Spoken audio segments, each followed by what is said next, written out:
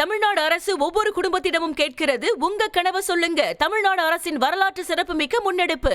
திருவள்ளூர் மாவட்டத்தில் மக்கள் வீடுகள் தோறும் பழைய பொருட்களை எரித்து போகி பண்டிகையை கொண்டாடியதால் பனிமூட்டத்துடன் புகையும் சூழ்ந்து காணப்படுகிறது.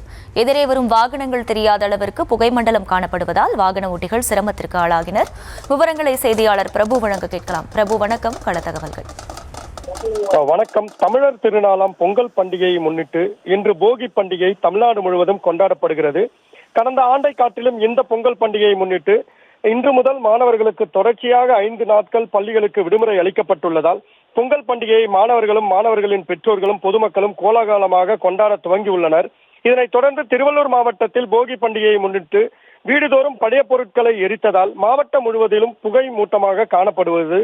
இது குறிப்பாக சாலைகளில் எதிரே வரும் வாகனங்கள் தெரியாத அளவிற்கு புகை சாலைகளை மூடியுள்ளதால் முகப்பு விளக்குகளை எரியவிட்டவாறு வாகனங்கள் மெதுவாக இயக்கப்படுவதால் வாகன ஓட்டிகள் கடுமையான சிரமத்திற்கு ஆளாகியுள்ளனர்.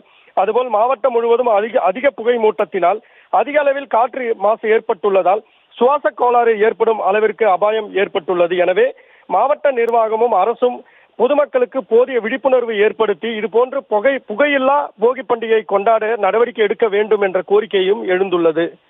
விவரங்களுக்கு நன்றி பிரபு. தமிழ்நாடு அரசு ஒவ்வொரு குடும்பத்திடமும் கேட்கிறது, உங்க கனவு சொல்லுங்க. தமிழ்நாடு அரசின் வரலாற்று சிறப்புமிக்க முன்னெடுப்பு.